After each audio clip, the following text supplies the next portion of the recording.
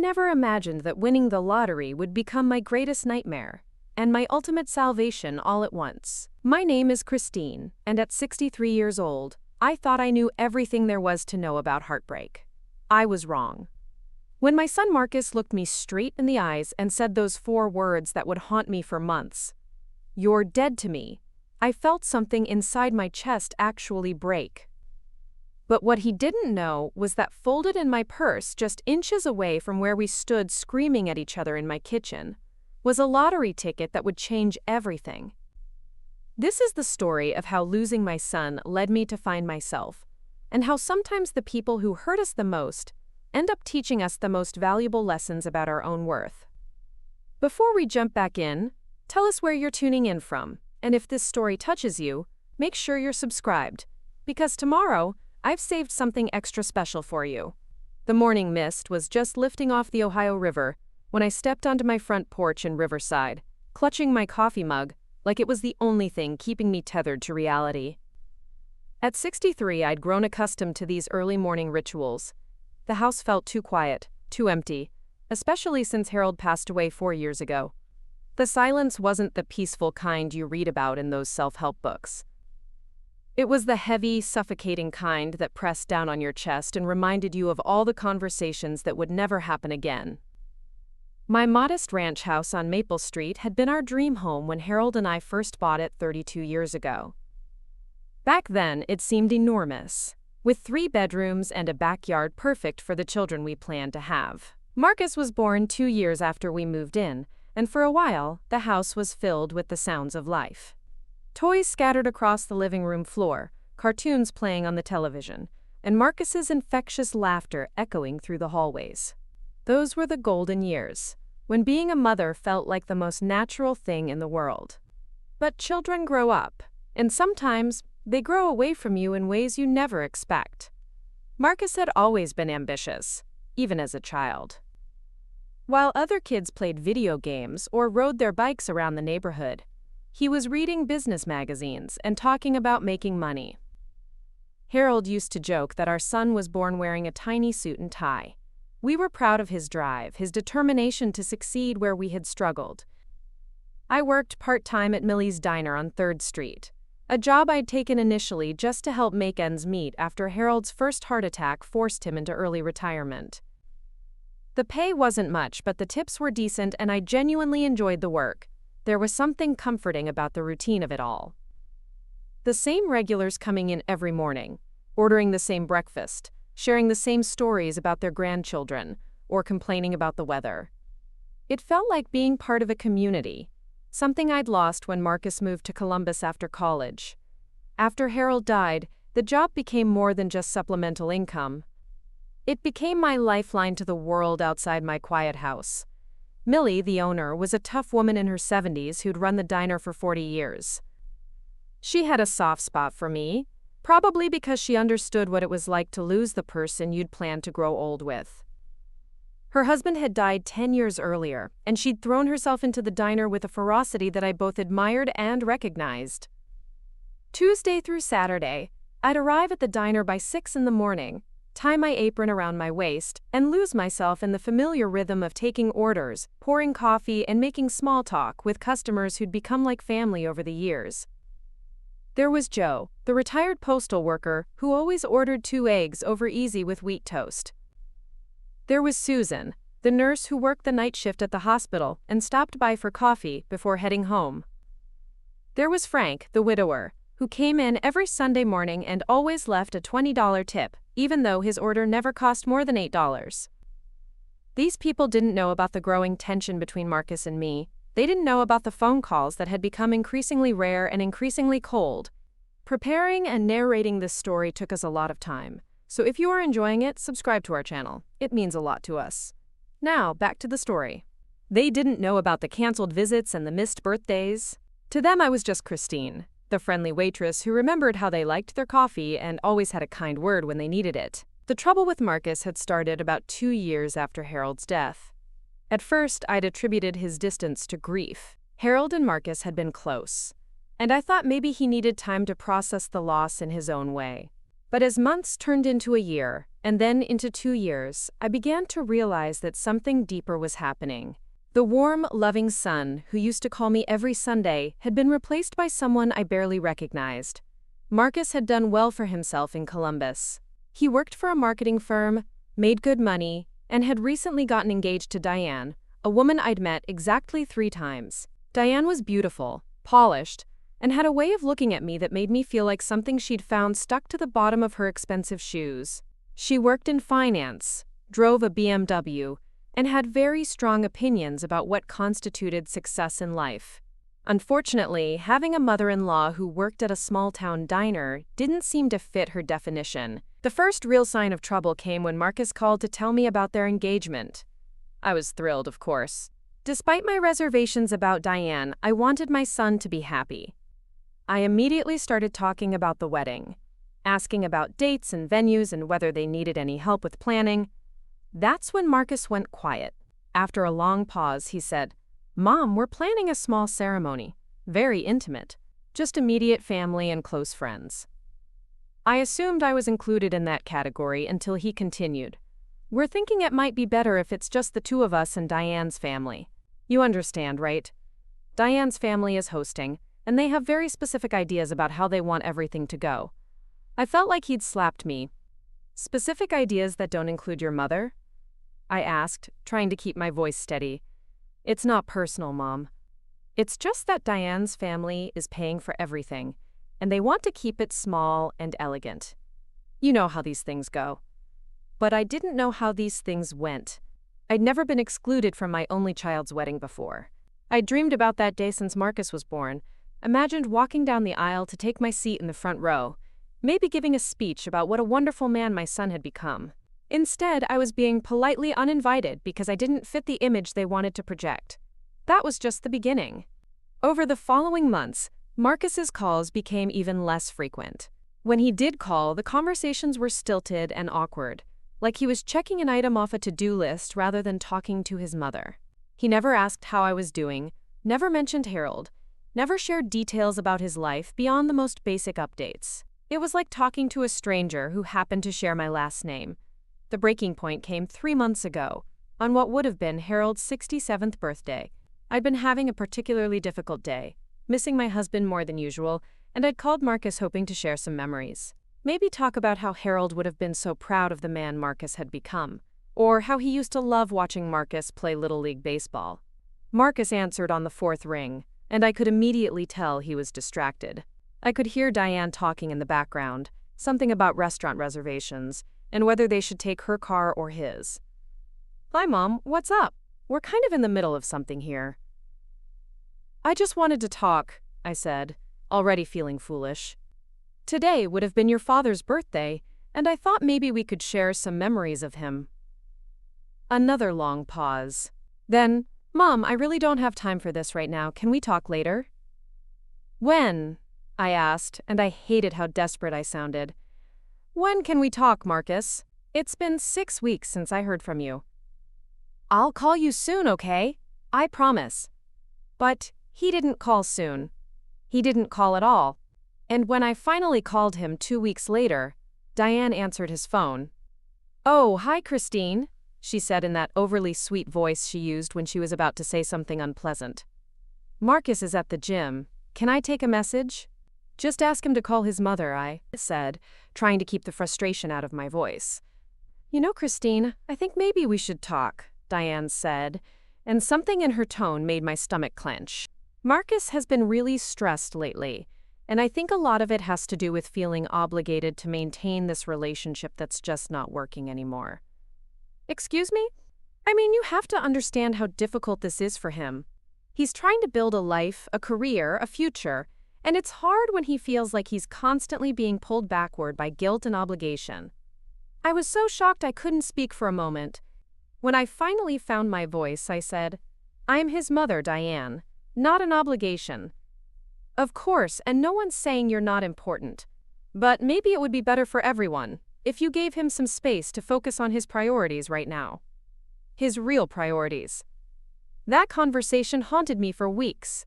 I kept replaying Diane's words, trying to understand how loving my son and wanting to be part of his life had become a burden to him. I started second-guessing every phone call, every text message, wondering if I was being too needy, too demanding. Maybe Diane was right. Maybe I was holding him back somehow. It was during this period of self-doubt and loneliness that I started buying lottery tickets. Not obsessively, and not with money I couldn't afford to lose.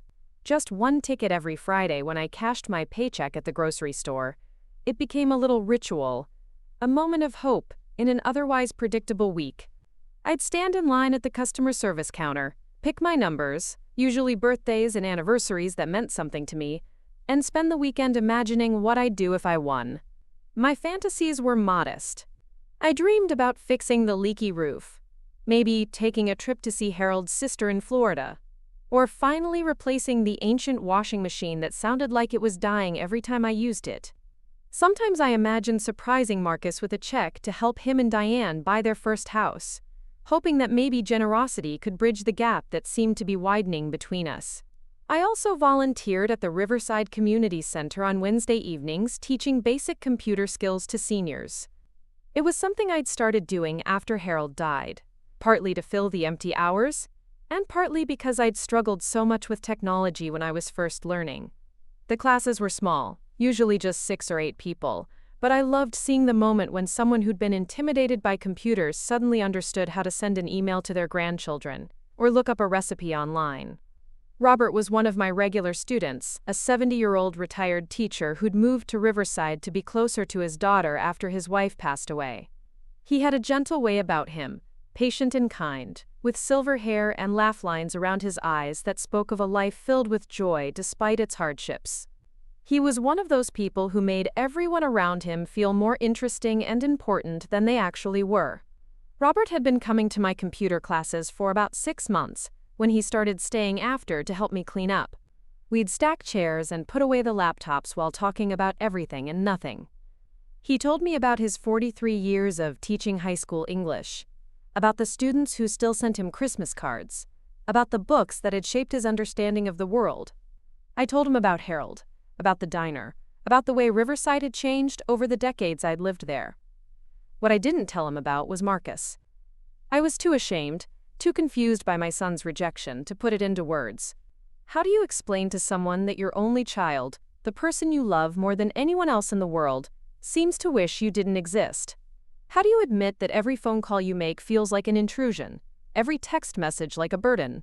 But Robert was perceptive, and he seemed to sense that there was something I wasn't saying. One evening in early November, as we were putting away the last of the computers, he said, "Christine, you know you can talk to me about anything, right? Sometimes it helps to share the weight."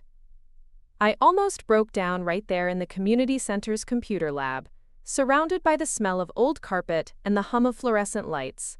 Instead, I just smiled and said, "Thank you, Robert. That means more than you know." The night everything changed started like any other Friday. I'd finished my shift at the diner, stopped by the grocery store for my weekly shopping, and bought my lottery ticket. The numbers I chose were the same ones I'd been playing for months: Harold's birthday, Marcus's birthday, our wedding anniversary, and the date we'd bought the house. I tucked the ticket into my purse and forgot about it until Sunday morning. I was sitting at my kitchen table drinking coffee and reading the newspaper when I decided to check the winning numbers from Friday's drawing. I'd developed a routine for this too, a way of prolonging the few seconds of possibility before reality set in. I'd look at the first number, then the second, checking them off slowly against my ticket. The first number matched, then the second. By the third matching number, my heart was starting to race. The fourth number matched, and my hands began to shake. When the fifth number matched, I dropped the newspaper and stared at my ticket in disbelief. And then I saw the sixth number, the Powerball number, and I knew my life had just changed forever. $18 million. After taxes, it would be about $11 million. More money than I'd ever dreamed of having. More money than I knew what to do with. I sat there in my kitchen, holding that little piece of paper, and for the first time in months, I smiled a real smile. My first thought was Marcus. Finally, I could do something that would make him proud of me. I could help him and Diane buy their dream house, maybe start a college fund for the children they'd talked about having. I could prove to Diane that I wasn't just a burden. that I could contribute something meaningful to their lives. Maybe this was the answer to the distance that had grown between us. I wanted to call Marcus immediately, to share the incredible news with the person who meant the most to me. But something held me back. Maybe it was the memory of our last conversation, or the echo of Diane's words about obligations and priorities. Instead, I decided to wait until Monday, when I could go to the lottery office and make everything official. Then I'd surprise him with the news in person. That weekend was one of the longest of my life. I couldn't concentrate on anything. I found myself walking from room to room in my house, looking at everything with new eyes. I could fix the crack in the living room wall, replace the worn carpet in the bedrooms, maybe even add the screened porch Harold and I had always talked about. But more than anything, I kept thinking about Marcus, about the look on his face when I told him the news. Monday morning couldn't come fast enough. I took the day off from the diner, drove to the state lottery office in Columbus, and went through the surreal process of claiming my prize.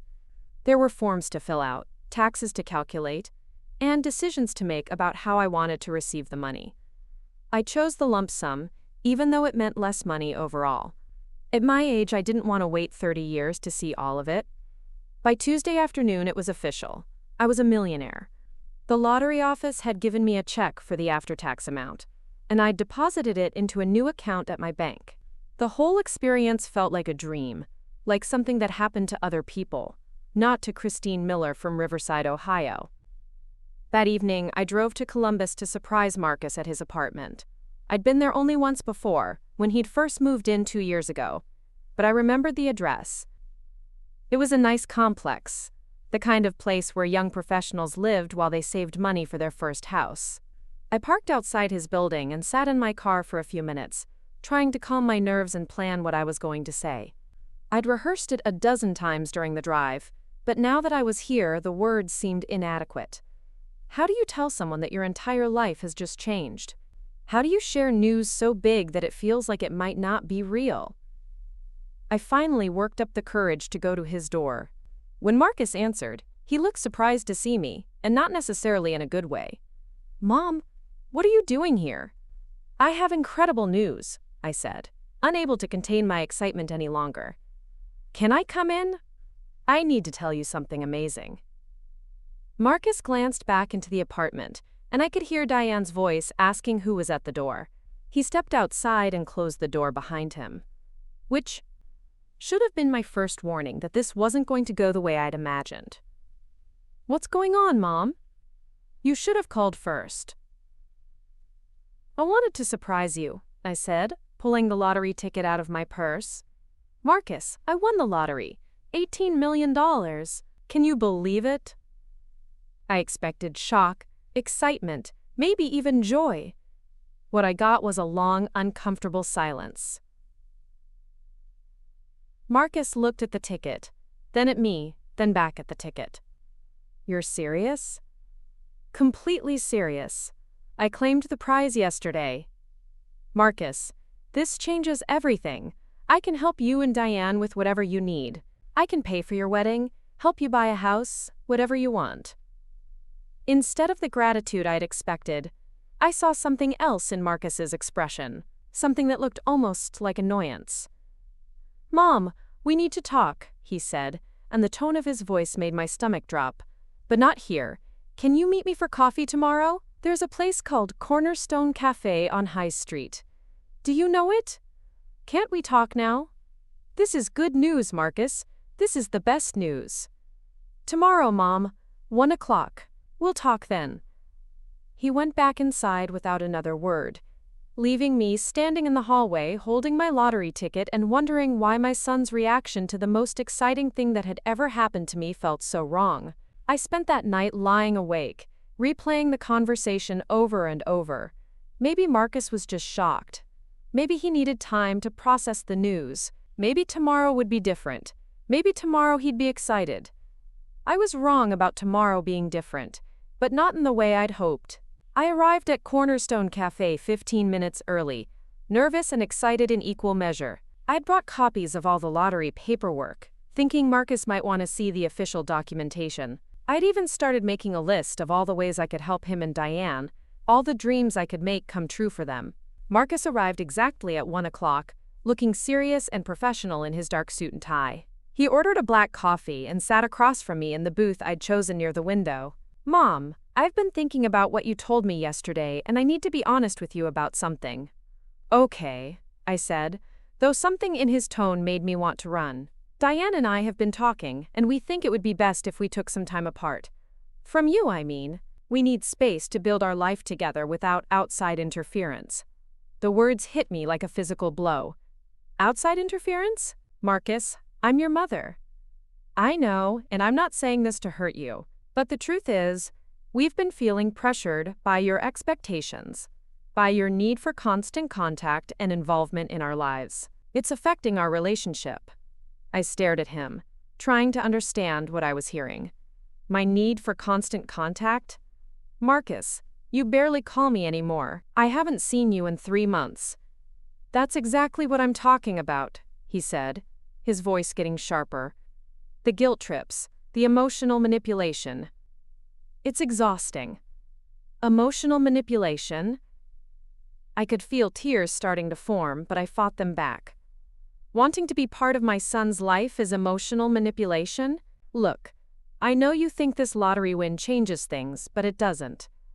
If anything, it makes this conversation more important.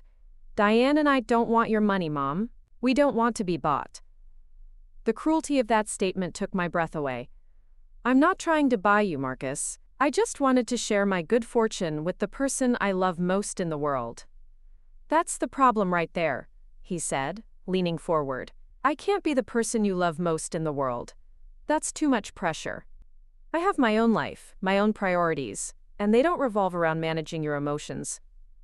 I felt something inside me breaking, cracking apart like ice under pressure. Managing my emotions?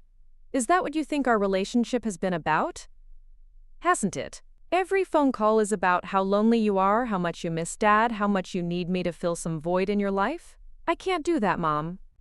I won't do that. The tears were coming now, despite my efforts to stop them. "I never asked you to fill any void. I just wanted to be your mother. And I want you to be my mother too, but from a distance. Diane and I have decided that we need a complete break from you for a while. No phone calls, no visits, no contact. Maybe in a year or 2 we can try again, but right now this relationship is toxic for all of us." Toxic. He'd called our relationship toxic. The word hung in the air between us like a weapon. "A year or 2? I whispered. "Or longer. However long it takes for you to figure out how to have a healthy relationship with appropriate boundaries." I looked at my son, this man I'd raised and loved and sacrificed for, and I barely recognized him. Where was the little boy who used to crawl into my bed during thunderstorms? Where was the teenager who'd cried in my arms when his first girlfriend broke up with him? Where was the young man who'd called me his best friend when he graduated from college? "Marcus, please don't do this," I said, my voice breaking. "We can work through whatever problems you think we have. We can talk about boundaries. Just don't cut me out of your life completely." He reached across the table and touched my hand for just a moment, and for a second I thought maybe I'd gotten through to him. "I'm sorry, Mom, I really am. But this is what's best for everyone." He stood up to leave, and something desperate and panicked rose up in my chest. "What about the money?" I called after him, loud enough that other people in the cafe turned to look. "What about all the ways I can help you now?" Marcus turned back, and the look on his face was one I'll never forget. Cold, distant, almost disgusted. "Keep your money, Mom. Buy yourself a new life, because you're not part of mine anymore." And then he said the words that would echo in my head for months to come. "As far as I'm concerned, you're dead to me." He walked out of the cafe, leaving me sitting there with my lottery paperwork spread across the table and my world falling apart around me. The other customers were staring now, but I couldn't bring myself to care. My son, my only child, the center of my universe for 34 years, had just erased me from his life. I don't remember driving home that day. I don't remember walking into my house or sitting down at my kitchen table. The next thing I knew, it was dark outside, and I was still holding the lottery ticket that was supposed to have changed everything for the better. For the first time since Harold died, I understood what people meant when they said they felt dead inside. because that's exactly how I felt. Dead, but still breathing. Still going through the motions of being alive while everything that had mattered to me crumbled away. I called in sick to the diner the next day, and the day after that. I couldn't imagine facing Millie's concerned questions or Joe's cheerful morning greeting. I couldn't pretend that everything was fine when my entire world had just imploded. The money sat in my bank account, untouched and forgotten. What was the point of $18 million when the only person I'd wanted to share it with had told me I was dead to him? What was the point of anything? But even in the depths of my despair, a small voice in the back of my mind was starting to whisper something dangerous. Something that would eventually grow into the plan that would change everything once again. If Marcus thought I was dead to him, maybe it was time for Christine Miller to figure out what it meant to be alive for herself. The days after Marcus's rejection blurred together like watercolors in the rain. I found myself moving through my house like a ghost, picking up objects and putting them down without purpose, staring at the telephone, willing it to ring with an apology that never came. The lottery ticket lay on my kitchen counter where I'd dropped it that terrible afternoon, and every time I passed it, I felt a fresh wave of disbelief wash over me. $18 million, and it meant absolutely nothing. I called in sick to Millie's diner for an entire week, something I'd never done in all my years of working there. Millie herself called on Thursday, her gravelly voice filled with concern. "Christine, honey, what's going on? You sound awful." "I'm just not feeling well, Millie. I think I need a few more days." "You take all the time you need, sweetheart. Joe's been asking about you every morning, wondering where his favorite waitress has gone. Even left you a get-well card yesterday." The kindness in her voice almost broke me completely. These people at the diner, these near strangers, cared more about my well-being than my own son did. After I hung up, I spent the next hour crying into one of Harold's old sweaters that still smelled faintly of his cologne. It was Robert who finally pulled me out of my spiral. He showed up at my front door on Sunday afternoon, holding a casserole dish and wearing an expression of gentle determination. "Christine, I know something's wrong," he said when I opened the door. "You missed computer class Wednesday, and Mrs. Henderson said she saw you at the grocery store looking like you'd lost your best friend." I wanted to tell him that I'd lost something much more important than a best friend, but the words wouldn't come. Instead, I stepped aside and let him into my kitchen, where he set down the casserole and took in the scene. Dishes piled in the sink, mail scattered across the counter, and that damned lottery ticket still lying there like evidence of my foolishness. "Christine, what's this?" Robert asked, picking up the ticket. "A mistake," I said, my voice barely above a whisper. "The biggest mistake of my life." Robert examined the ticket more closely, then looked at me with confusion. "Christine, this says you won $18 million. How is that a mistake?" So I told him everything. I told him about Marcus, about the years of growing distance, about Diane's cruel words, about the coffee shop confrontation that had ended with my son telling me I was dead to him. Robert listened without interruption, his face growing more troubled with each detail. When I finished, he was quiet for a long moment. Then he said something that surprised me. "Christine, I think your son may have done you the greatest favor of your life." I stared at him in shock. "A favor? Robert, he destroyed me." "No," Robert said firmly. "He freed you. Think about it. For how many years have you been walking on eggshells around him? How many times have you apologized for loving him too much? For wanting to be part of his life? How much of yourself have you sacrificed trying to earn affection from someone who clearly doesn't appreciate what he has?" His words hit me like cold water. I wanted to argue, to defend Marcus, but deep down I knew Robert was right. I had been diminishing myself for years, making myself smaller and smaller in hopes that Marcus would find me more acceptable. "But he's my son," I said weakly. "Yes, and that will never change. But being his mother doesn't mean you have to accept being treated poorly. It doesn't mean you have to beg for scraps of attention from someone who should be grateful to have you in his life." Robert stayed for dinner that night, heating up the casserole he'd brought, and insisting I eat something substantial for the first time in days. As we ate, he shared stories about his own children, including his daughter Sarah, who lived in Denver. Sarah and I went through a rough patch when she was in her 20s, he told me. She thought I was too involved in her life, too critical of her choices. We didn't speak for almost 2 years. What happened? How did you fix it? I stopped trying to fix it, Robert said simply. I stopped calling, stopped sending birthday cards, stopped trying to prove how much I loved her. I focused on my own life, my own happiness. And you know what? Eventually, she came back. But she came back to a father who had learned to value himself, not one who was willing to grovel for her attention. That conversation planted a seed in my mind, a dangerous little thought that would grow over the coming weeks. What if I stopped trying to win Marcus back?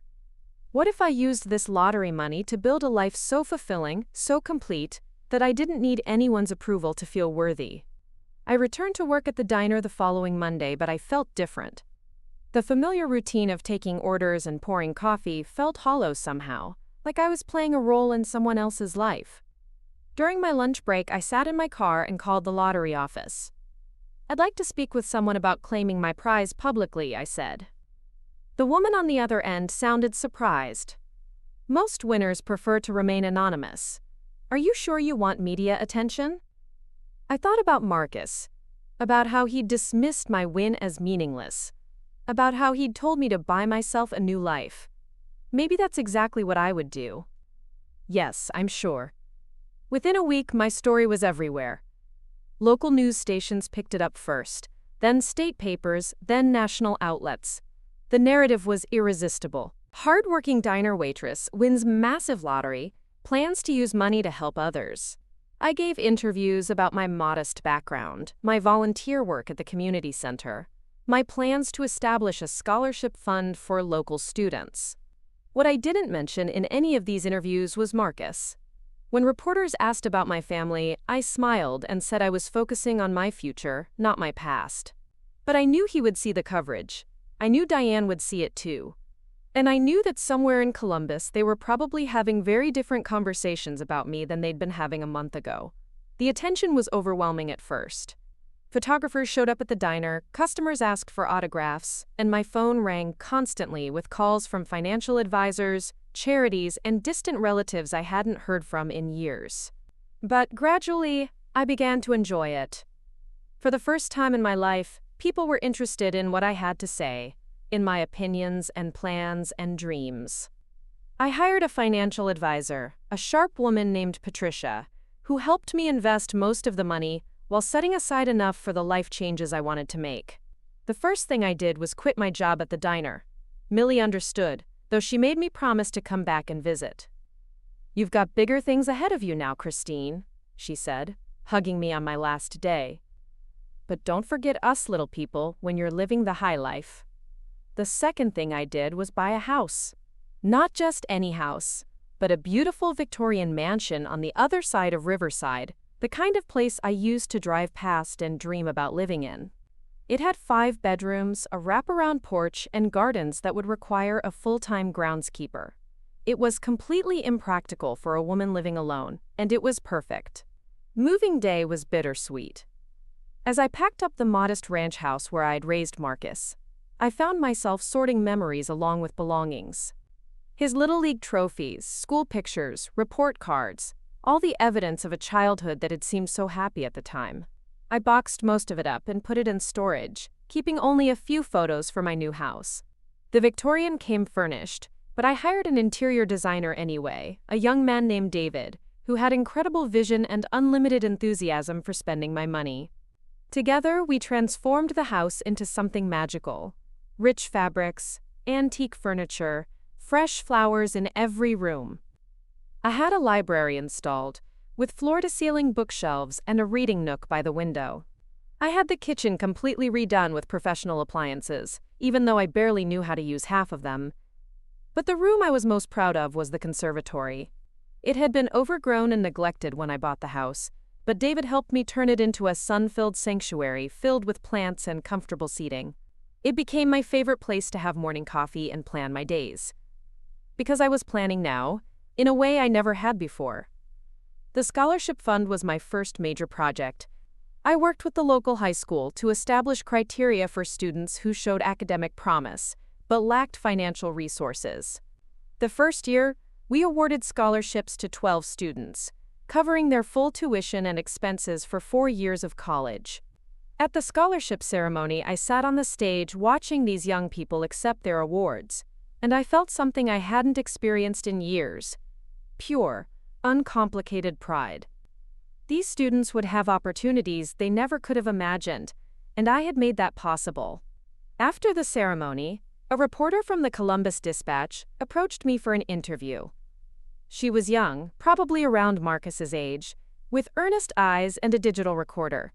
"Mrs. Miller, this scholarship fund represents a significant investment in the future of this community. What inspired you to focus your philanthropy locally?" I thought about my answer carefully. "I believe in investing in people who appreciate opportunities," I said. "These students understand the value of what they're receiving. They won't take it for granted." Some lottery winners go wild with their newfound wealth, buying expensive cars and taking lavish vacations. You seem to be taking a more measured approach. "I've learned that the most valuable things in life can't be bought," I replied.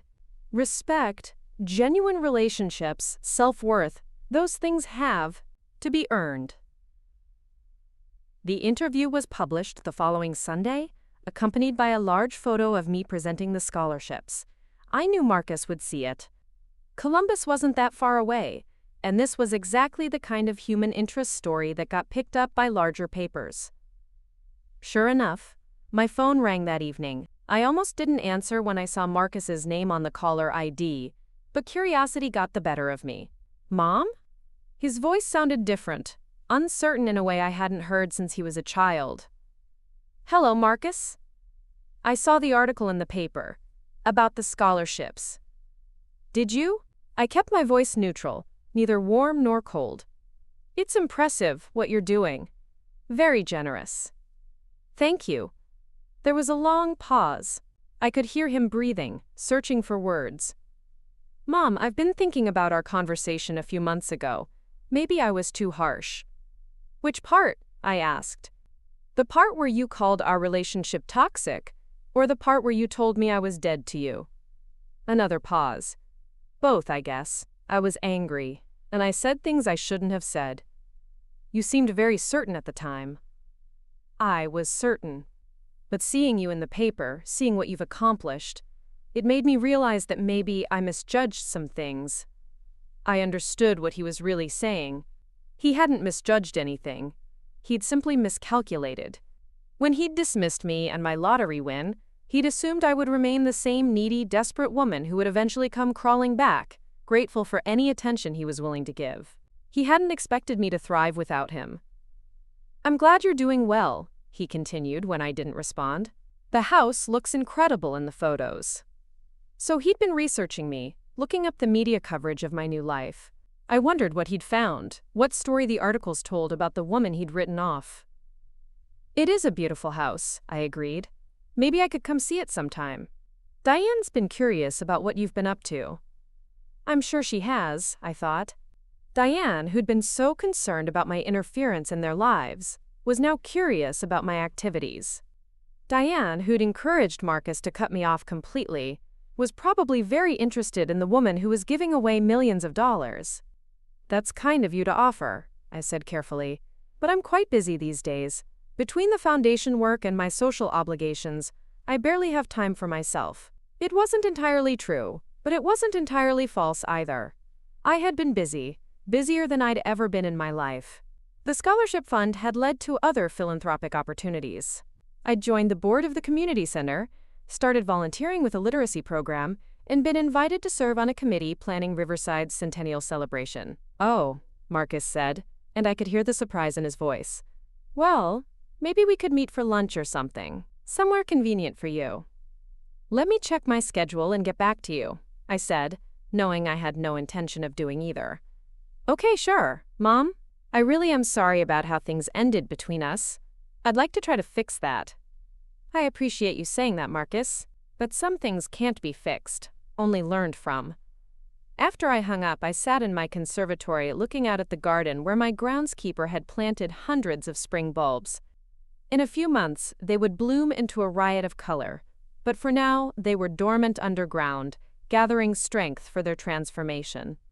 That phone call marked the beginning of what I would later think of as the campaign.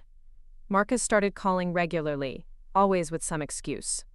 He'd seen another article about my philanthropy and wanted to tell me how proud he was.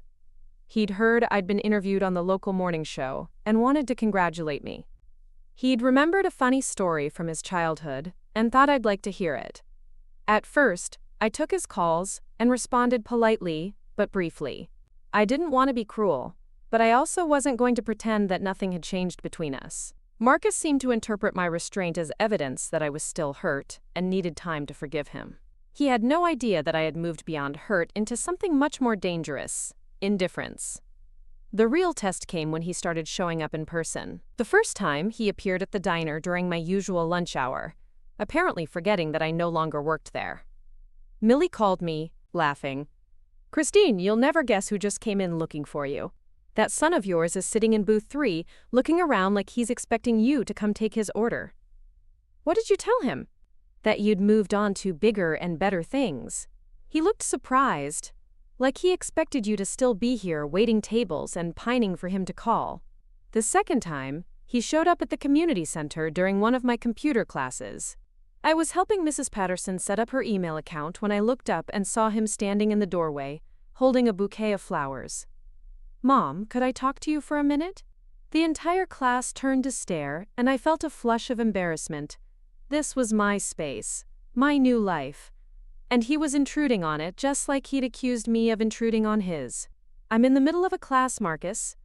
These people have paid for my time and attention. It'll just take a minute. Please?" I looked at my students, these wonderful seniors who'd become like family to me, and I saw understanding in their eyes. Mrs. Patterson patted my hand.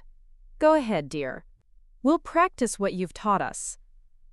I stepped into the hallway with Marcus, acutely aware that everyone in the classroom was probably straining to hear our conversation. "These are for you," he said, holding out the flowers. "I wanted to apologize again and to tell you how impressive all of this is." He gestured around the community center. "Diane and I had no idea you were so involved in the community. There's a lot you don't know about me, Marcus. There's a lot you never bothered to learn. I know, and I'm sorry about that. I'd like to change that if you'll let me." I looked at my son, this man who'd inherited Harold's dark eyes and my stubborn chin, and I felt a strange detachment. He was handsome, successful, articulate. Any mother would be proud to claim him. But he was also someone who'd shown me exactly who he was, when the stakes were low, when I had nothing to offer him but love. "I need to get back to my class," I said, not taking the flowers. "Mom, wait. Can we have dinner this week? There's so much I want to say to you." "I'll think about it." But I didn't think about it, not seriously. Instead, I threw myself deeper into my new life. I hired Robert as a part-time assistant to help me manage my growing list of commitments. He was retired, bored, and delighted to have a purpose again. Together, we organized charity events, managed correspondence, and planned new projects. "You know," Robert said one afternoon as we reviewed applications for the second round of scholarships, "you've become quite the local celebrity." It was true. I'd been featured in 3 magazine articles, given the keynote speech at the Chamber of Commerce dinner, and been named Riverside Citizen of the Year. People recognized me now when I went to the grocery store or the post office. They wanted to shake my hand, tell me about their children's college plans, or share ideas for new community projects. The attention was intoxicating in a way I'd never expected. For 63 years, I'd been invisible, just another middle-aged woman going about her unremarkable life. Now I was someone people listened to, someone whose opinions mattered. Marcus continued his campaign throughout the spring. He sent flowers to my house, left voicemails telling me about his work, even mailed me a handwritten letter apologizing for his behavior.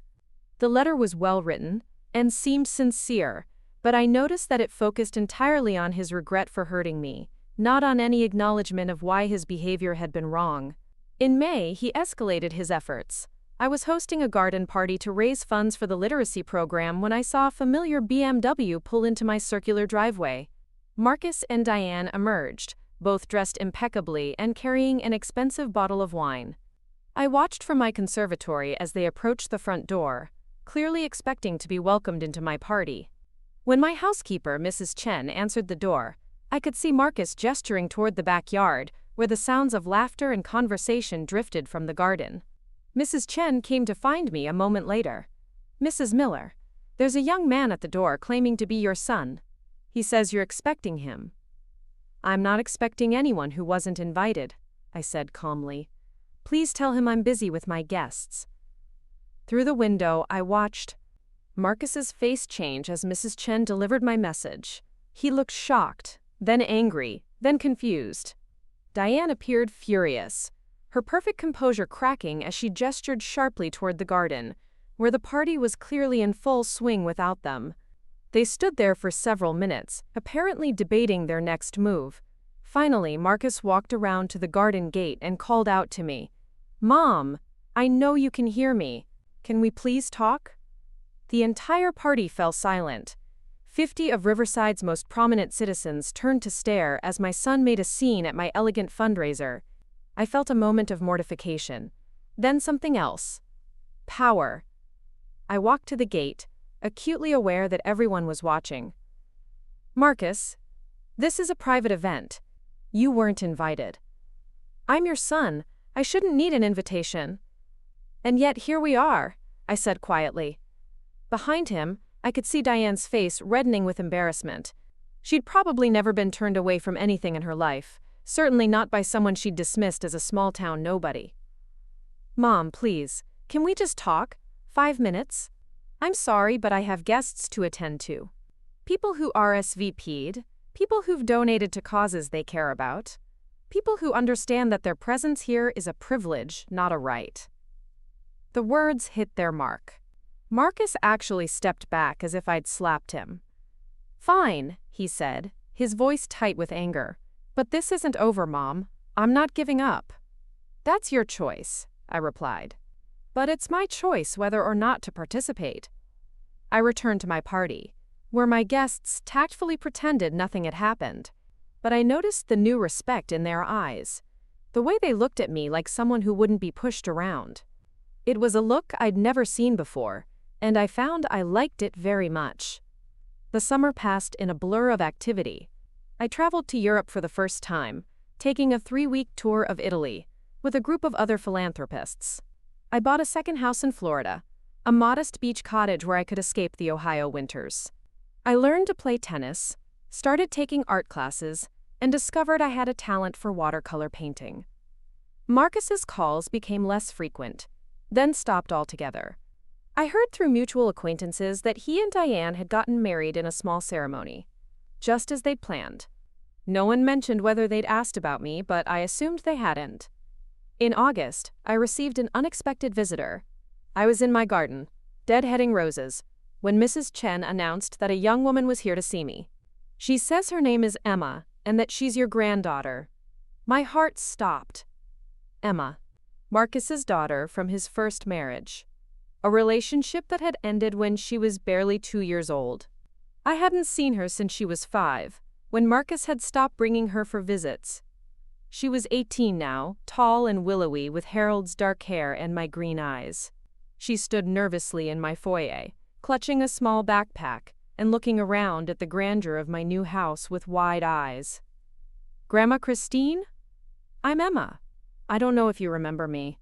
Remember her?"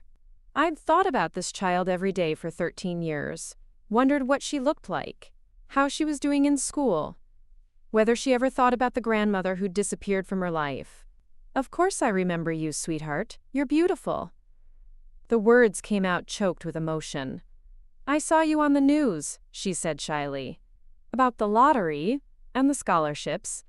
I thought maybe you'd like to know that I'm starting college in the fall, at Ohio State." I invited her into the conservatory, where Mrs. Chen brought us tea and cookies while Emma told me about her life. She was studying pre-med, wanted to be a pediatric surgeon, had worked 2 jobs to save money for college. Her mother had remarried when Emma was 7, and while her stepfather was kind, she'd always felt like an outsider in their new family. "I used to ask Dad about you," she said carefully, "when I was little. He always said you were too busy to see me, that you'd moved on with your life." The cruelty of that lie took my breath away. Marcus had convinced this precious girl that I'd abandoned her, when the truth was exactly the opposite. "Emma, that's not true. I asked about you constantly. I sent birthday cards and Christmas presents for years, until your father told me to stop. I would have loved to be part of your life." She studied my face carefully, perhaps looking for signs of deception. I thought maybe that was the case. When I got older, it didn't make sense. Why would someone who gives scholarships to strangers not want to help her own granddaughter? We talked for 3 hours. Emma told me about her struggles to pay for college, about her fears that she wouldn't be smart enough for medical school, about her dreams of helping sick children. By the time she left, I'd not only offered to pay for her entire education but invited her to spend weekends at my house whenever she wanted. "I'd like that," she said, hugging me goodbye. "I've missed having a grandmother." That night, I called Marcus. He answered on the first ring, as if he'd been waiting for my call. "Emma came to see me today," I said without preamble. Silence. Then, "I figured she might. She's been asking questions about you lately. Questions you've been lying about for 13 years. Mom, I can explain." "No need to explain, Marcus. I understand perfectly. You couldn't control me anymore, so you made sure I couldn't have a relationship with Emma either. Just in case I might poison her mind against you. It wasn't like that. It was exactly like that. But here's the thing, Marcus. Emma's an adult now. She can make her own choices about who she wants in her life. And apparently she chooses me. Mom, we need to talk. All of us. As a family." "We're not a family, Marcus. Families don't treat each other the way you've treated me. Families don't lie to children about their grandparents. Families don't disappear when times get tough and reappear when there's money involved." "That's not fair." "Fair?" I laughed, but there was no humor in it. "You want to talk about fair? Let me tell you what's fair, Marcus. Fair is Emma getting the education she deserves, regardless of your approval. Fair is me finally living my life for myself instead of begging for scraps of attention from someone who's shown me exactly how little I mean to him. Fair is you living with the consequences of your choices." "What are you saying?" "I'm saying that you made your position very clear to me. You told me I was dead to you, and I've decided to respect that decision. Permanently." I hung up before he could respond, then turned off my phone for the rest of the evening. The next morning brought a new day, and for the first time in decades, I woke up feeling truly free. The autumn leaves were turning brilliant shades of gold and crimson when my carefully constructed new life began to show its first cracks. It wasn't anything dramatic at first, just small moments of doubt that crept in during quiet evenings in my conservatory. Despite all the accolades, all the recognition, all the meaningful work I was doing, there were still nights when I sat alone in my beautiful house and wondered if I'd made the right choices. Emma had become a regular fixture in my life, spending most weekends at the Victorian and calling me several times a week to share stories about her classes or ask for advice about boys. Having her back felt like a miracle, but it also highlighted what I'd lost. She would mention things in passing, casual references to family gatherings I wasn't invited to, holidays spent with Marcus and Diane, birthday celebrations where my absence was explained away with vague excuses. "Grandma Christine," Emma said one crisp October afternoon as we walked through my gardens, "can I ask you something personal?" "Of course, sweetheart. You can ask me anything. Do you ever miss him? My dad, I mean.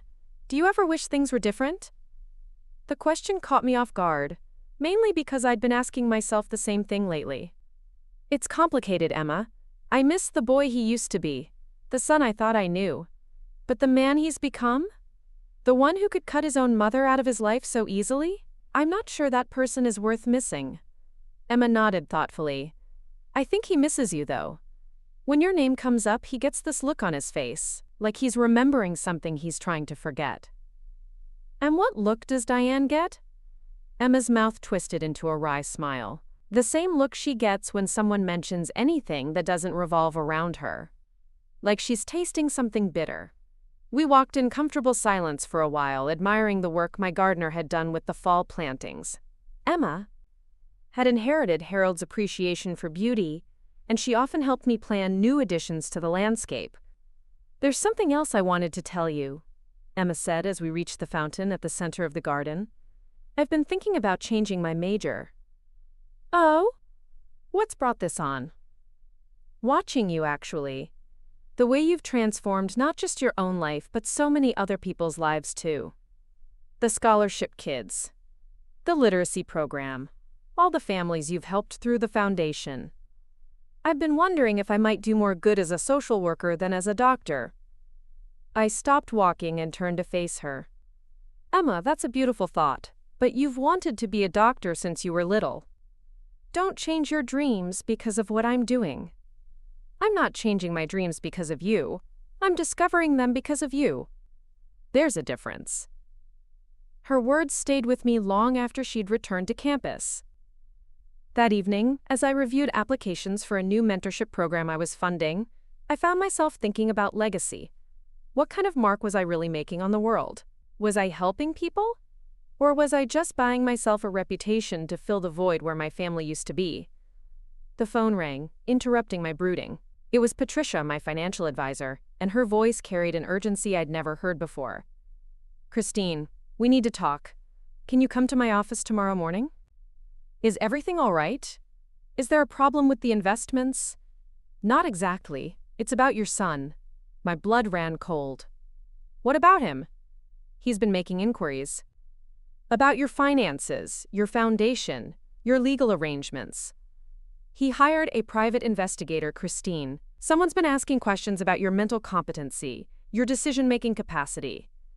I sank into my desk chair, feeling the familiar weight of betrayal settling over me like a heavy blanket. "He's trying to have me declared incompetent." "It appears that way. The investigator contacted several people in town, asking about your spending habits, your social activities, whether anyone had concerns about your judgment. They even spoke to your housekeeper." "Mrs. Chen, what did she tell them?" "Nothing harmful. She said you were the most organized, thoughtful employer she'd ever had. But Christine, the fact that he's going this route suggests he's serious about challenging your autonomy." After I hung up, I sat in my conservatory until well past midnight, watching the moon cast shadows across my perfectly manicured gardens. Everything I'd built, everything I'd worked for was under threat. And the threat was coming from the one person who should have been protecting me. The next morning I called my attorney, a sharp woman named Victoria Blackwood, who specialized in estate planning and elder law. Her office was in downtown Columbus, and I drove there with my hands gripping the steering wheel so tightly my knuckles were white. "Mrs. Miller," Victoria said after reviewing the information Patricia had provided, "your son is building a case that you're suffering from some form of age-related mental decline that's affecting your judgment. The lottery win, the extravagant spending, the estrangement from family, he's framing it all as evidence of incompetency. But I'm not incompetent. I'm making rational decisions about my own money and my own life. I know that, and anyone who spends 5 minutes with you knows that. But the law can be tricky when it comes to older adults and sudden wealth. Courts have seen cases where elderly people are taken advantage of or make decisions they later regret. Your son is betting that a judge will err on the side of caution." "What can we do?" Victoria leaned back in her chair, studying me carefully. "We can be proactive. I'd recommend a comprehensive psychological evaluation to establish your mental competency. We should also document your philanthropic activities, showing that your financial decisions are well-planned and purpose-driven. And we need to gather character witnesses who can speak to your judgment and decision-making abilities." "How long do we have?" "Hard to say. He might file a petition for guardianship at any time. The good news is that the burden of proof is on him. The bad news is that these cases can be ugly, expensive, and very public." I left Victoria's office feeling like I was preparing for war. In a way, I suppose I was. Marcus had escalated beyond emotional manipulation to legal warfare, and I had to be ready to fight. That evening, I called Robert and asked him to come over. We sat in my kitchen, the same room where I'd once dreamed of sharing my lottery win with Marcus. and I told him everything. "That ungrateful little bastard," Robert said, his usually gentle demeanor replaced by cold anger. "Excuse my language, Christine, but this is beyond the pale. I need character witnesses, people who can speak to my mental competency and judgment. Will you help me?" "Of course. But more than that, I think we need to go on the offensive." "What do you mean?" Robert was quiet for a moment, then said, "What if we beat him at his own game? What if we make it very clear, very publicly, exactly what kind of person he is?" Over the next week, Robert and I developed what we jokingly called Operation Spotlight. If Marcus wanted to make our family drama public through the court system, we'd make sure the public had all the facts. I started with a carefully worded interview with the Columbus Dispatch. The reporter, Jennifer Walsh, was the same woman who'd interviewed me about the scholarship fund. When I called her and mentioned that I had a personal story that might interest her readers, she agreed to meet me for lunch. "Jennifer," I said after we'd ordered, "I want to tell you about the real reason I'm so passionate about helping young people achieve their dreams." I told her about Emma, about the 13 years Marcus had kept us apart, about the lies he'd told to justify his actions. I spoke about the importance of family, about how some people take love for granted while others fight for every scrap of connection they can find. "So your granddaughter just showed up at your door one day?" Jennifer asked, scribbling notes. "She did, and it was one of the best days of my life. Emma is everything I could have hoped for in a granddaughter. Kind, ambitious, grateful for opportunities. She's exactly the kind of young person our scholarship program is designed to help." "And your son? How does he feel about your relationship with Emma?" I paused, choosing my words carefully. "My son has made his feelings about me very clear. He told me I was dead to him, and I've chosen to respect that decision. But I won't let his anger deprive Emma of the family support she deserves." The article ran the following Sunday, accompanied by a beautiful photo of Emma and me at the scholarship ceremony. The headline read, "Lottery winner finds greatest prize in reuniting with granddaughter." The story painted a picture of a generous woman who'd been rejected by her son but had found purpose in helping others, including the granddaughter who'd been kept from her for years. The response was immediate and overwhelming. The foundation's phone rang constantly with messages of support. People stopped me on the street to share their own stories of family estrangement and reconciliation. Several other grandparents in similar situations reached out, asking for advice and support. But the most significant response came from an unexpected source. 3 days after the article was published, I received a call from a woman named Carol Henderson. "Mrs. Miller, you don't know me, but I work with your son at Morrison Marketing. I saw the article about you and your granddaughter, and I felt compelled to call." "Oh? I want you to know that what you're dealing with isn't unusual for Marcus. He has a pattern of cutting people out of his life when they no longer serve his purposes. He did the same thing to his first wife when Emma was little, threatened to fight for full custody unless she signed away her rights to financial support." My heart sank. Emma's mother gave up support payments? She did. Marcus convinced her that it would be better for Emma if there wasn't constant conflict about money. Then he proceeded to use Emma as a weapon against her whenever he wanted something.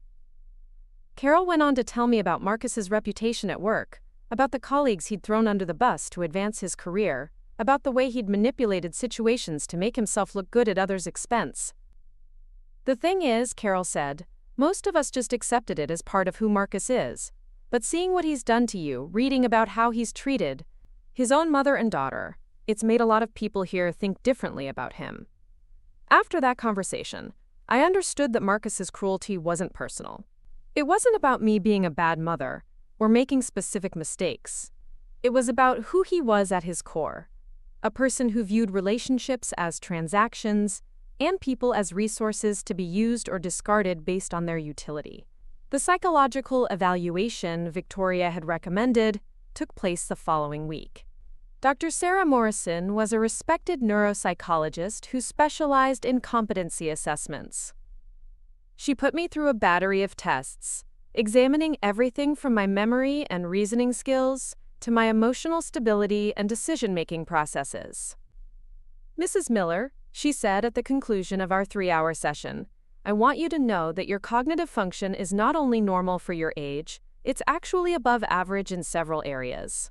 Your memory is excellent, your reasoning is sound, and your ability to plan and execute complex tasks is impressive. So if this goes to court, any judge who reviews my assessment will see that you're a competent adult making informed decisions about your life and finances. Your son would need much stronger evidence to convince a court otherwise." Armed with Dr. Morrison's report and growing public support, I felt more confident about facing whatever Marcus might throw at me. But I wasn't prepared for his next move. Emma called me on a Thursday evening, sobbing so hard I could barely understand her. "Grandma Christine, something terrible has happened. Dad found out about the money you've been giving me for school. He's furious." "What did he say?" "He said I was betraying the family by taking money from someone who's trying to destroy him. He said I had to choose between you and him, and that if I chose you, I'd be dead to him too." My heart broke for this sweet girl, who was being forced to navigate the same impossible choice I'd faced. But I also felt a surge of protective fury that surprised me with its intensity. "Emma, sweetheart, listen to me. You don't have to choose anything right now. Whatever decision you make, I'll support you. Your education is already paid for, and nothing your father does can change that. But I don't want to lose either of you. I just got you back, and now he's making me pick sides." "I know, honey, and I'm sorry you're in this position, but I want you to remember something. Family isn't about blood or obligation. It's about love, support, and choosing to be there for each other. Look at how your father has treated both of us, and ask yourself what kind of family that really is." Emma was quiet for a long moment. Then she said, "Grandma Christine, I think I already know which side I'm on." The next morning, I received a certified letter from an attorney I'd never heard of. Marcus was officially petitioning the court for guardianship, claiming that I was suffering from age-related mental decline that rendered me incapable of managing my affairs. The petition cited my erratic spending patterns, my estrangement from family, and my inappropriate relationship with a minor granddaughter as evidence of my incompetency. Reading those words, seeing my love for Emma characterized as inappropriate, my financial generosity portrayed as erratic, my refusal to accept abuse framed as family estrangement, I felt something shift inside me. The last vestiges of maternal guilt and hope finally crumbled away, replaced by a cold, hard determination. Marcus wanted a war? He was about to get one. I called Victoria immediately. "I want to file a countersuit," I said. "On what grounds?" "Harassment, defamation, and attempted fraud. He's trying to steal my assets by having me declared incompetent, when he knows perfectly well that I'm nothing of the sort. And I want it all on the public record." "Christine, are you sure? This will get very ugly, very publicly." "Good. Let it get ugly. Let everyone see exactly what kind of person my son really is." Victoria and I spent the rest of the day crafting our response. We would not only defend against Marcus's petition, but launch a comprehensive counterattack that would expose his motivations and his character. We would subpoena his financial records, interview his colleagues, and paint a clear picture of a greedy, manipulative man trying to steal from his own mother.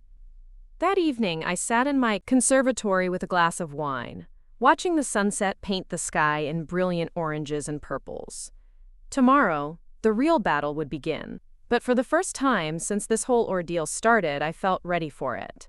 I thought about the woman I'd been a year ago, desperate for Marcus's approval, willing to sacrifice my dignity for scraps of his attention.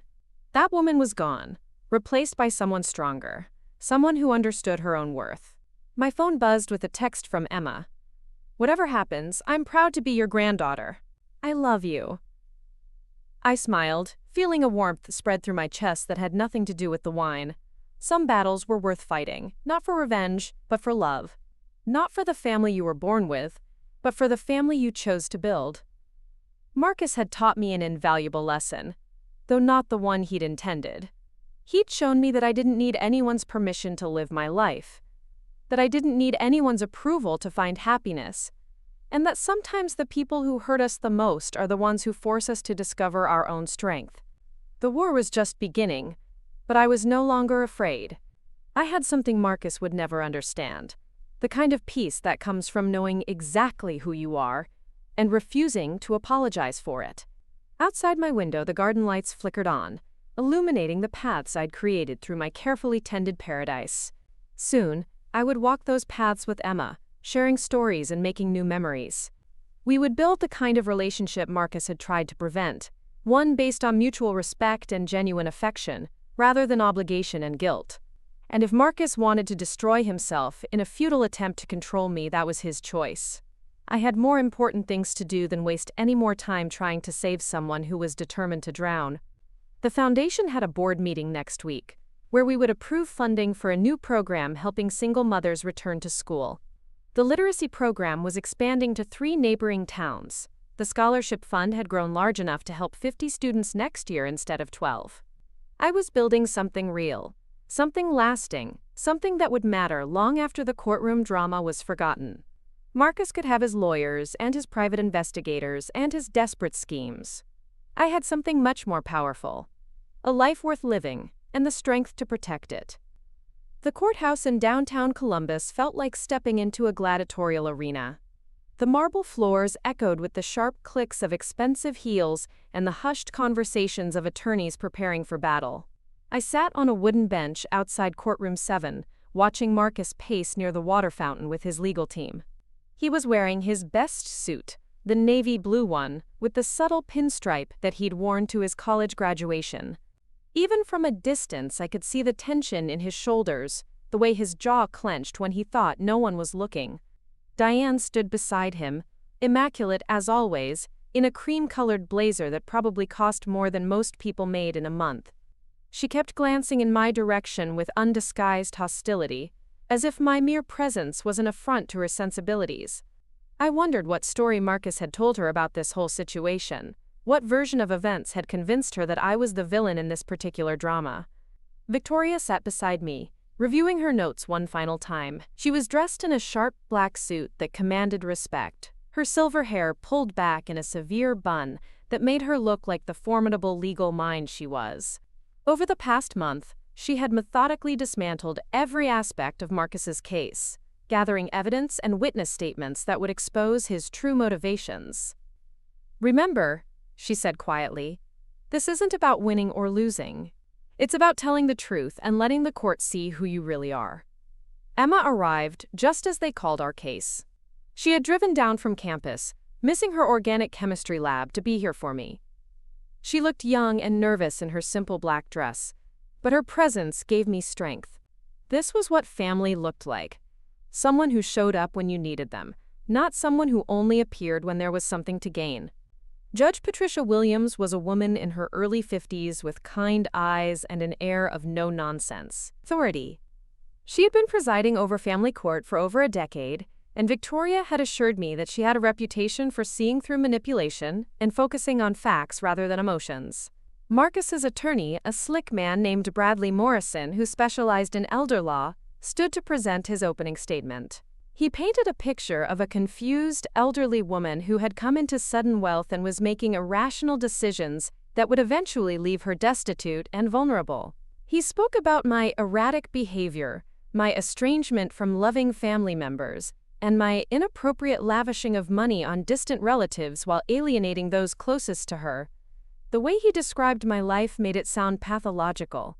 My philanthropy became reckless spending. My refusal to accept Marcus's cruelty became stubborn alienation. My relationship with Emma became an inappropriate attachment to a minor child, never mind that Emma was 18 and legally an adult. When Victoria stood to respond, the atmosphere in the courtroom shifted. She had a commanding presence that immediately drew everyone's attention. "Your Honor," she began, "what we have here is not a case of diminished capacity or age-related decline. What we have is a son who has systematically abused and manipulated his mother for years, and who now sees her financial success as something he's entitled to control. Mr. Tanner told his mother she was dead to him when she had nothing to offer but love.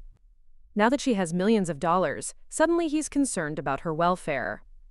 Victoria proceeded to lay out the timeline of events, starting with Marcus's rejection of me after the lottery win and culminating in his current legal maneuver.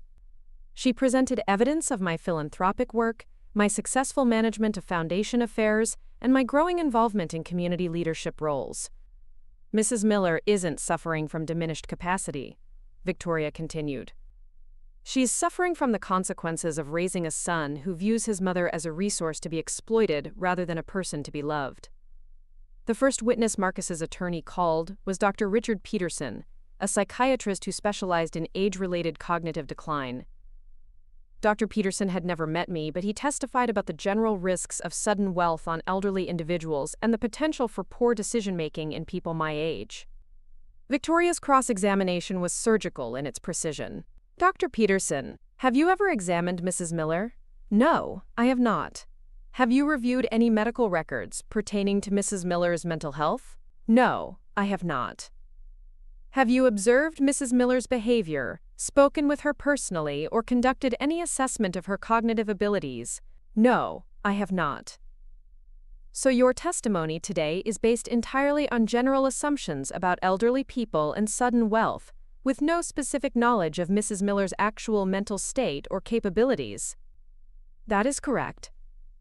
Victoria let that hang in the air for a moment before sitting down. The damage was done. Dr. Peterson's testimony was revealed as nothing more than speculation with no basis in actual evidence about me. Next, Marcus's attorney called several character witnesses, including a former neighbor who claimed I had become difficult and standoffish in recent years. Under cross-examination, Victoria revealed that this neighbor was someone I'd had a property dispute with over a fence line, and who had been upset when I'd refused to contribute to a neighborhood fundraiser for a cause I didn't support. The most damaging witness for Marcus's case, however, was supposed to be his strongest. Diane took the stand with confidence, clearly expecting to deliver devastating testimony about my mental state and family relationships. Mrs. Tanner, Bradley Morrison began, can you describe Mrs. Miller's behavior toward you and your husband over the past several years? She's been increasingly demanding and manipulative, Diane replied smoothly. Always calling at inappropriate times, expecting us to drop everything for her needs, making unreasonable requests for our time and attention. Can you give specific examples? Diane launched into a litany of complaints that painted me as a needy, overbearing mother-in-law who couldn't respect boundaries. According to her, I had been constantly interfering in their relationship, making excessive demands on Marcus's time, and creating drama whenever I didn't get my way. When Victoria stood for cross-examination, I saw a small smile play at the corners of her mouth. Mrs. Tanner, you mentioned that Mrs. Miller was constantly calling at inappropriate times. How frequently would you say she called? Oh, constantly. Multiple times a week at least.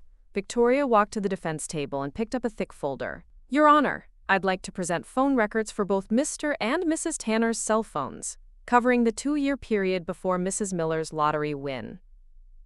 She handed copies to the judge and opposing counsel. Mrs. Tanner, according to these records, Mrs. Miller called your husband's phone a total of 37 times over a 2-year period. That's roughly once every 3 weeks. Would you consider that constantly? Diane's composure cracked slightly. Well, she also called our home phone. These records include your landline as well. Mrs. Miller called your home phone exactly 12 times in 2 years. So we're talking about a total of 49 phone calls over 24 months. That's approximately 2 calls per month. Does that sound like harassment to you? She was very demanding during those calls. I see. And what about the alleged unreasonable requests for time and attention? Can you give me a specific example? Diane thought for a moment. She wanted us to visit for her birthday last year. She invited you to a birthday celebration. How is that unreasonable? We were busy that weekend. According to your husband's testimony in his deposition, you were attending a wine tasting event that weekend. Is that correct? Yes, but... So when faced with a choice between your mother-in-law's birthday celebration and a social event with friends, you chose the social event. And you consider her invitation to be an unreasonable demand? By the time Victoria finished with Diane, it was clear that her definition of demanding and manipulative included basic attempts at maintaining a family relationship. The jury could see that Diane viewed any request for attention from me as an imposition, and that her hostility toward me was driven by selfishness rather than legitimate concerns about my behavior. When it was our turn to present our case, Victoria called Dr. Sarah Morrison to the stand. Dr. Morrison's testimony was comprehensive and devastating to Marcus's claims. She walked the court through each assessment she had conducted, explaining in detail how my cognitive function, memory, reasoning ability, and decision-making capacity were all well within normal ranges for my age group. In my professional opinion, Dr. Morrison concluded, Mrs. Miller shows no signs of diminished capacity, cognitive decline, or impaired judgment. Her ability to manage complex financial decisions, plan long-term philanthropic initiatives, and maintain multiple professional relationships demonstrates a high level of executive function. Victoria then called a parade of character witnesses who painted a picture of me that was completely at odds with Marcus's claims. Millie from the diner testified about my reliability, kindness, and sound judgment during all the years I worked for her. Robert spoke about my organizational skills and clear thinking in managing the foundation's activities. Patricia, my financial advisor, provided detailed testimony about my careful, well-researched approach to investing and spending. Most powerfully, Victoria called several recipients of our scholarship program to testify. These young people spoke about how my support had changed their lives, how carefully structured and thoughtful the program was, and how personally invested I was in their success. Their testimony showed that my charitable giving wasn't the random, impulsive spending Marcus claimed, but rather a carefully planned and expertly managed effort to make a meaningful difference. When Emma took the stand, the courtroom fell silent. She was nervous, but her love for me was evident in every word she spoke. Mrs. Tanner, can you tell the court about your relationship with Mrs. Miller? Victoria asked. She's been like a guardian angel to me, Emma said, her voice growing stronger as she spoke. When I was little, my dad told me that Grandma Christine was too busy for us, that she didn't want to see me anymore. I believed that for years. But when I found her, again, I realized that wasn't true at all. She remembered everything about me. My birthday, my favorite colors, the stuffed elephant I used to carry everywhere. She had kept photos of me from when I was little. She never forgot about me, even when my dad tried to make her disappear from my life. How has your relationship with Mrs. Miller affected your life? She's given me opportunities I never could have dreamed of. Not just financially, though the scholarship money has been incredible. But she's also given me confidence, support, and the feeling that someone believes in me unconditionally. She listens to my problems, celebrates my successes, and treats me like my thoughts and opinions matter. And in your interactions with Mrs. Miller, have you observed any signs of confusion, poor judgment, or diminished capacity? Absolutely not. If anything, she's one of the sharpest, most organized people I know. She manages multiple charities, sits on boards, gives speeches, and handles complex financial decisions every day. She's more capable than most people half her age. Under cross-examination, Bradley Morrison tried to suggest that Emma's testimony was biased because of the financial support I'd provided her. But Emma's response was devastating. Yes, she's helping pay for my education, but you know what? When I first went to see her, I didn't ask for money. I just wanted to meet my grandmother. She could have given me nothing, and I still would have wanted a relationship with her. The money is wonderful, but it's not why I love her. I love her because she's kind, generous, intelligent, and everything a grandmother should be. The final witness Victoria called was Carol Henderson, Marcus's colleague from Morrison Marketing. Carol's testimony provided crucial insight into Marcus's character and motivations. I've worked with Marcus Tanner for 4 years, Carol said. In that time, I've observed a pattern of behavior that I find concerning. He has a tendency to view relationships in transactional terms. People are useful to him when they can provide something he wants, and disposable when they can't. She went on to describe specific instances where Marcus had manipulated colleagues, thrown people under the bus for his own advancement, and shown a disturbing lack of empathy for others. Most damaging was her testimony about comments Marcus had made about me. About 6 months ago, Marcus was complaining about having to visit his mother. He said she was becoming a burden, that old people should know when to step aside and not be a drain on their children's lives. When someone pointed out that she seemed like a sweet lady who just missed her son, Marcus said, "Sweet doesn't pay the bills. When she kicks the bucket, at least I'll inherit the house." The courtroom was dead silent after that testimony. Even Judge Williams looked shocked by the callousness Carol had described. When it came time for Marcus to testify on his own behalf, I could see the strain on his face. He looked older than his 34 years, worn down by the stress of the proceedings and the growing realization that his case was falling apart. Bradley Morrison led him through a carefully prepared narrative about his concern for my welfare, his love for me as a son, and his genuine worry that I was being taken advantage of by people who didn't have my best interests at heart. Marcus spoke about wanting to protect me from making financial decisions I might later regret, about his fear that I was isolating myself from family in favor of strangers who only cared about my money. It was a performance, but not a very convincing one. Marcus's answers felt rehearsed and hollow, lacking the emotional authenticity that had characterized Emma's testimony or the professional credibility of Dr. Morrison's assessment. Victoria's cross-examination exposed the contradictions in Marcus's story with ruthless efficiency. "Mr. Tanner, you testified that you're concerned about your mother's welfare and want to protect her from people who might take advantage of her. Is that correct?" "Yes, that's right." "When did this concern for your mother's welfare begin?" Marcus hesitated. "I've always been concerned about her." "Really? When was the last time you called your mother before filing this petition?" I'm not sure of the exact date. Let me help you. According to phone records, you called your mother exactly once in the 6 months before filing this lawsuit. Does that sound like the behavior of a concerned, loving son? I was busy with work, and our relationship was complicated. Complicated how? There were disagreements about boundaries, about her expectations. Mr. Tanner, didn't you tell your mother that she was dead to you when she wanted to share her lottery winnings with you? Marcus's face flushed red. That was taken out of context. What context would make telling your mother she's dead to you acceptable? I was frustrated. She was being difficult. Difficult how? By wanting to help you financially? By wanting to share her good fortune with her son? She was trying to buy my attention. Victoria paused, letting that statement hang in the air. So when your mother wanted to share $18 million with you, that was her trying to buy your attention. But now that she's chosen to spend that money on charitable causes instead, you're concerned about her mental capacity. Is that your testimony? Marcus realized his mistake immediately, but it was too late.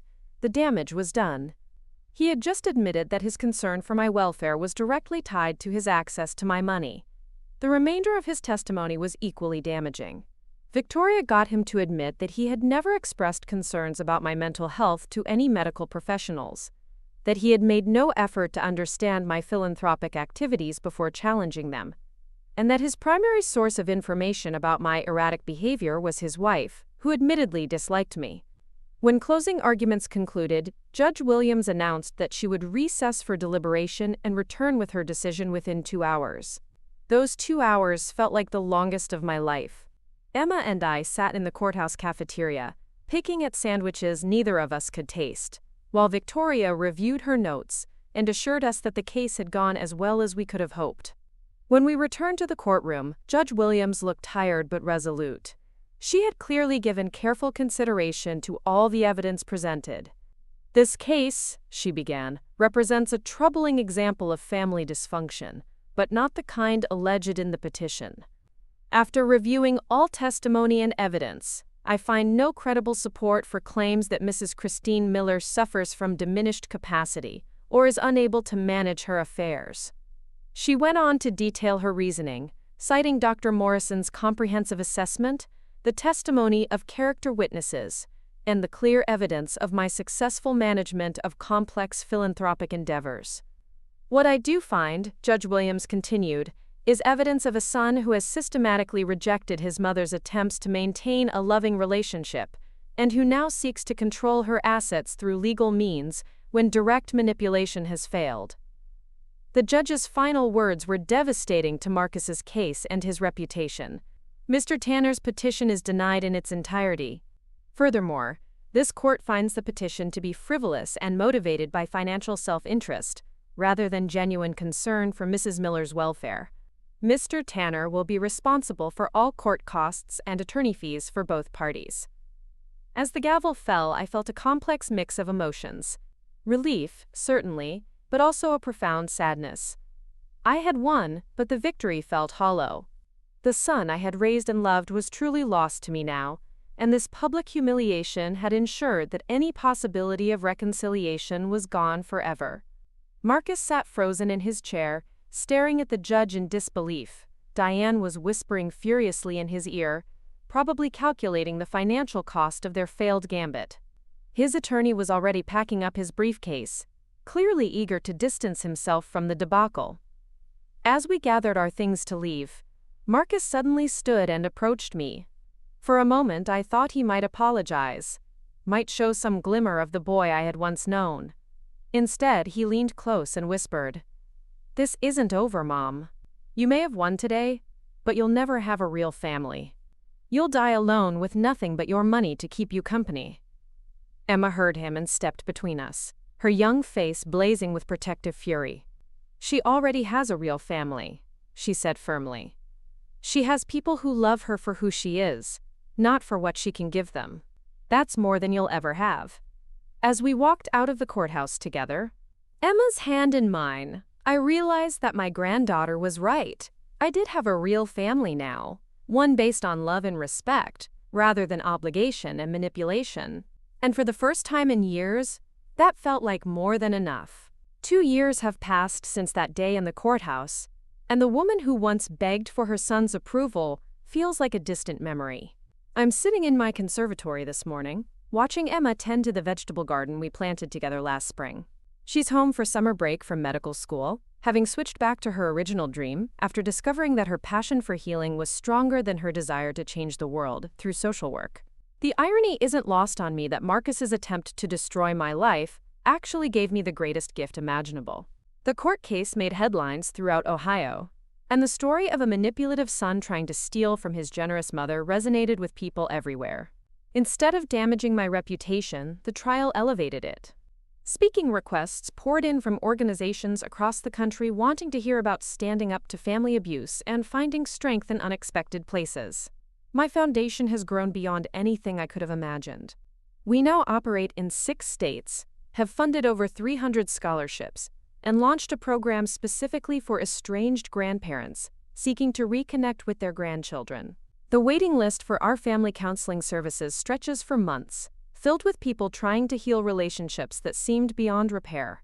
Robert and I married last fall in a simple ceremony in my garden, surrounded by the people who chose to love us rather than those who felt obligated to tolerate us. Emma walked me down the aisle, radiant in a blue dress that matched the October sky. The local paper called it the wedding of the year, not because of its extravagance, but because of the pure joy that radiated from everyone present. Marcus never contacted me after the trial. I heard through mutual acquaintances that he and Diane divorced 6 months later, apparently unable to survive the financial strain and public humiliation. He moved to Denver, where his sister-in-law helped him find a new job far from the whispers that followed him in Columbus. Diane kept the house and most of their possessions, including the BMW she'd been so proud of. Emma tells me he calls her occasionally, usually late at night when he's been drinking. He asks about me sometimes, wondering if I ever mention him, if I seem happy, if I've forgiven him. She says his voice carries a loneliness that makes her feel sorry for him, but not sorry enough to bridge the gap he created. Do you ever miss him? Emma asked me just last week as we reviewed applications for next year's scholarship recipients. I considered the question carefully, as I always do when she asks. I miss the boy he used to be, I told her honestly. But that boy grew into a man who chose cruelty over kindness, selfishness over generosity. I can't miss someone who never really existed. The truth is more complicated, of course. There are moments, usually late at night when the house is quiet, when I wonder what might have happened if I'd handled things differently. If I'd been firmer about boundaries earlier. If I'd recognized the warning signs of his selfishness, before it consumed our relationship entirely. But those moments pass quickly, replaced by gratitude for the life I've built from the ashes of his rejection. My days are full in ways they never were when I was desperately trying to earn Marcus's love. This morning alone, I've reviewed proposals for 3 new scholarship recipients, planned the menu for next week's board meeting, and started organizing a fundraiser for the community center's expansion project. This afternoon, I'll meet with the mayor about designating our foundation as the official sponsor for the city's literacy initiative. The phone rings constantly with requests for my time and attention, but these are requests from people who value what I have to offer, who see me as more than just a source of funding or free labor. The respect I command now feels earned rather than obligated, and that makes all the difference. Emma graduates from medical school next spring, and she's already been accepted into a pediatric surgery residency program in Cleveland. She's found her calling in helping children, and I like to think that watching me rebuild my life taught her something about resilience and the importance of following your dreams no matter how late in life you discover them. "You know what the best part about all this is?" she said to me recently as we sat on my porch watching the sunset paint the sky in brilliant oranges and purples. "What's that, sweetheart?" "Dad thought he was punishing you by cutting you out of his life. But really, he set you free to become the person you were always meant to be." She's right, of course. Marcus's cruelty was the catalyst that forced me to examine what I truly wanted from life versus what I thought I was supposed to want. His rejection taught me that love given freely is infinitely more valuable than love extracted through guilt and manipulation. The lottery money is nearly half gone now, spent on scholarships, community projects, and the kind of generous living that brings me genuine joy. My financial advisor occasionally expresses concern about my spending pace, but I just smile and remind her that you can't take it with you. I'm building a legacy that matters, one that will outlast any bank account. Robert often jokes that I'm the luckiest person he knows, having won $18 million in the lottery. But I always correct him. The lottery win wasn't the lucky part. The lucky part was discovering that I was strong enough to rebuild my life when the person I loved most in the world tried to destroy it. Sometimes people ask me if I regret how everything turned out, if I wish I could have found a way to maintain a relationship with Marcus while still living my life on my own terms. The answer is simple. You can't negotiate with someone who sees your love as weakness and your generosity as opportunity. Some people will only respect you when you stop begging for their approval. Marcus wanted me to believe that winning the lottery was the best thing that ever happened to me. He was wrong about that, just as he was wrong about so many things. The best thing that ever happened to me was learning that I didn't need his permission to be happy, his approval to feel worthy, or his presence in my life to call myself blessed. As the sun sets on another full and meaningful day, I can honestly say that I'm exactly where I'm supposed to be, surrounded by people who chose to love me and working toward goals that make the world a little better. That's worth more than any lottery jackpot, and it's something no one can ever take away from me. Up next, you've got 2 more standout stories right on your screen. If this one hit the mark, you won't want to pass these up. Just click and check them out.